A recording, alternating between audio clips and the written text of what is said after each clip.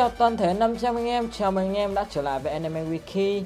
Trai xưa liều chết sát trường, trai nay liều chết trên giường mỹ nhân. Các cậu có cu, ý lộn các cụ có câu, tình yêu là một thứ xa xỉ, chỉ có tiền tỷ mới đem lại hạnh phúc cho ta. Asta cũng vậy, với một thanh niên ăn khoai tây tập gym qua ngày, sinh ra và lớn lên ở vùng đất mà sữa tăng chiều cao là một thứ xa vời. Chẳng khó hiểu lắm khi trong tâm trí Asta không có chỗ chứa cho tình cảm trai gái nhăng nhít, thay vào đó là làm nhiệm vụ kiếm tiền và cưới Lily, một nữ tu. Cuộc đời vốn bất công, một thanh niên thà chịu lông bông trong thế giới toàn đàn ông nhưng quyết không thả rông trong thế giới phụ nữ như Asta lại có một bộ sưu tập harem toàn hot girl hẳn hoi đấy nhé. Hãy đến với top 6 nàng harem của Asta trong Black Clover nhé. Lưu ý trong video này có chứa những thông tin do Wiki cao hứng chém gió bị đặt ra. Anh em theo dõi vui vẻ, đầu năm hỏng quạo nha.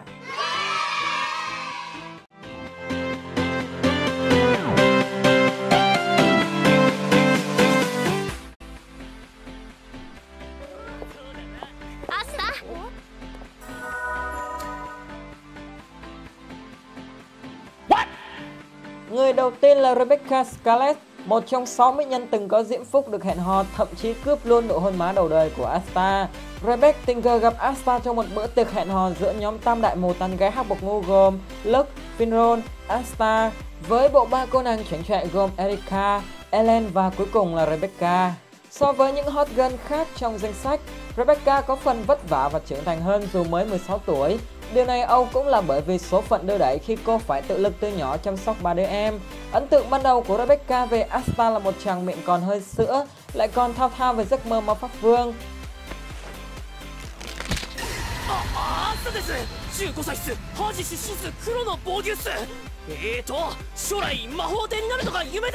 Ấy thế mà hồn nhiên như cô tiên, Asta đã đốn ngã trái tim Rebecca từ lúc nào. Ở bên cạnh Rebecca, Asta nhận được sự đồng cảm về hoàn cảnh khi cả hai đều mồ côi từ nhỏ, sự ngưỡng mộ về nét ngây ngô, tính cách nhiệt tình nhưng cũng rất mạnh mẽ. Đời là thế, sinh ra ở thế giới không có máy bay nên Asta đã gác lại giấc mơ trở thành phi công với Rebecca để trở về với ngôi nhà thơ bé bỏng của Sir Lily. Anh em nào cuối năm cần người yêu dắt về nhà thì liên hệ Rebecca nhé.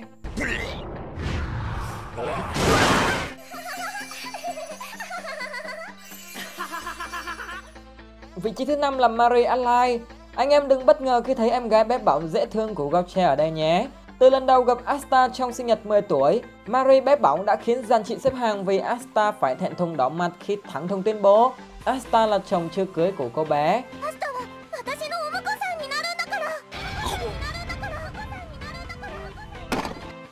Asta mà cưới cô bé này về chắc phải viết sẵn di chúc vì thằng anh vợ nó lăm le ngày đêm mất thôi anh em ạ. Cũng giống như Rebecca, Marie là một cô bé mồ côi, cha mẹ cô mất trong một tai nạn để lại hai đứa con bơ vơ giữa dòng đời. Để chăm sóc cho Marie, Gauche đã bất chấp tất cả kiếm tiền cho dù có phạm pháp. Đấy, anh em cứ nhìn vào đó để học hỏi nhé. Sau này có đi tán gái thì phải do hỏi thằng anh trai của em ấy trước, không lại toang đấy. Sẽ có nhiều ý kiến trái chiều vì rõ ràng Marie còn là một đứa trẻ. Nhưng anh em cứ nghĩ đến tình cảm Asta dành cho Sir Lily từ thuở còn mặc quần đùi rách đít sẽ thấy ngực lép nhưng tinh thần thép. Nhìn vậy thôi chứ tầm 6-7 năm nữa điện nước về làng là không khéo ông Finro nhìn thấy là phải cầm xô hướng nước cũng nên anh em ạ.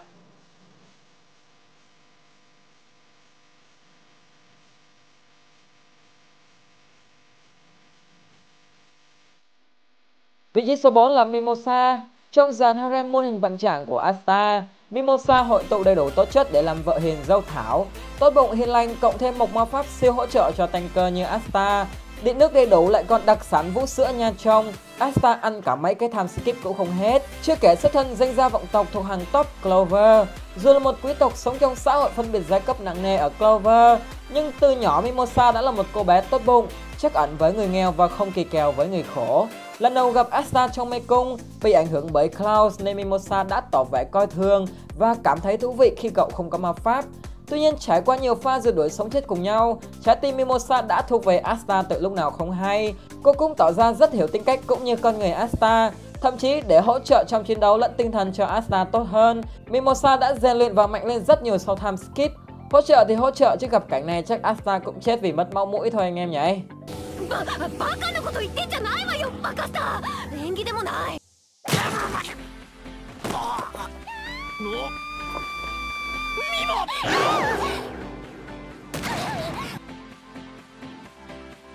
Vị trí số 3, Sally. Nàng harem này của Asta có phần hơi lập dị, bệnh hoạn và ngáo đời. Chả biết tối ngày ngâm cứu khoa học có làm hơi cỏ nào cho tỉnh ngủ không mà lúc nào cũng tưng tưởng. Tình yêu trong sáng của Sally dành cho Asta xuất phát từ trong tối theo đúng nghĩa đen. Cô chỉ yêu cơ thể của Asta. Sự hâm mộ mãnh liệt của Sally xuất phát từ ý định vô cùng đơn giản và man dợ là muốn giải phẫu anh chàng để ngâm cứu xem có gì hay ho không. Từng là thành viên của Tam Nhãn, Sally đóng vai trò chủ chốt khi tạo ra cơ thể nhân tạo từ capsule cho Patrick, Vector và Raya. Lần cuối cùng Asta chạm mặt Sally là trong trận chiến với tộc Eo. Hy vọng cô nàng này sẽ hoàn thành tốt khóa cải tạo của mình để trở về tiếp tục công cuộc theo đuổi thân thể Asta.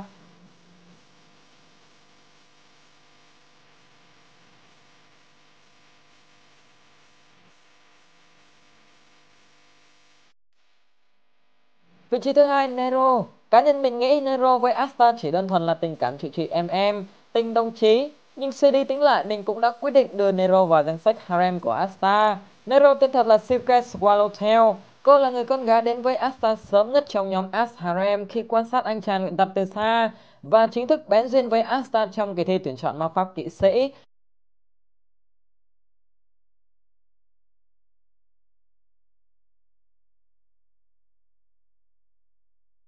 Là hot girl già trâu nhất trong nhóm, Nero mang vẻ đẹp của sự bí ẩn và lạnh lùng. Cho đến thời điểm này, nàng én cùng Juno là những người sát cánh cùng Asta lâu nhất. Nero đóng góp khá nhiều trong hành trình phát triển sức mạnh của Asta khi là người trực tiếp dẫn dắt Asta đến với thanh triệt quỷ kiếm thứ hai.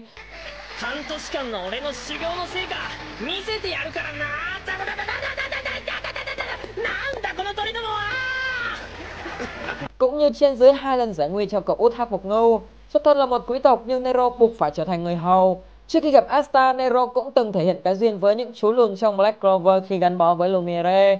Theo mình thì tình cảm của Nero dành cho Lumiere cũng chỉ là tình cảm anh em thôi, khi Lumiere chính là người đầu tiên thừa nhận Nero và coi cô như người bạn. Nếu đi sâu vào tình cảm của cô nàng én dành cho Asta sẽ là một chuỗi phương trình dài, nhưng dù sao chúng ta có thể khẳng định chắc nịch rằng ở thời điểm hiện tại, Secret là người gần gũi với Asta nhất.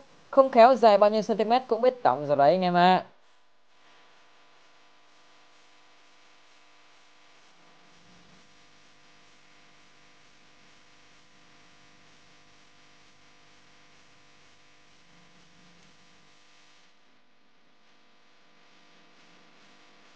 Vị trí số 1, Noel Silva. Tình cảm của Noel dành cho Asta là không bàn cãi. Ngày xưa bà ta có câu lửa gần rơm lâu ngày cũng bén, nhưng Noel đã đập vào mặt các cụ bằng minh chứng rõ ràng rằng nước gần rơm hay cái hoa lá cành gì gần rơm lâu ngày cũng bén tốt.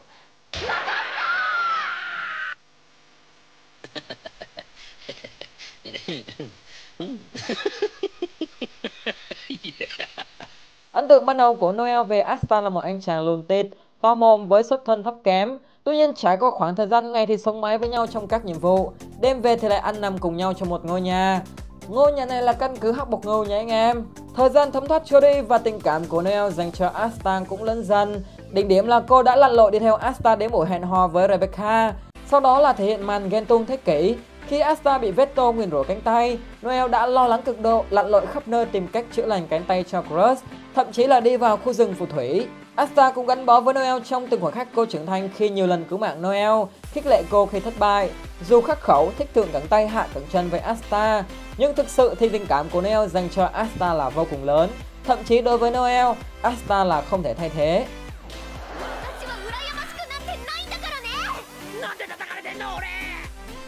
Vừa rồi chúng ta đã cùng nhau điểm qua những nàng harem hot girl của Asta. Anh em thấy ai là người xứng đáng với Asta nhất? Xin cảm ơn em đã bỏ chút thời gian ra lắng nghe Anime Wiki chém gió. Xin chào và hẹn gặp lại anh em ở những video sau nhé.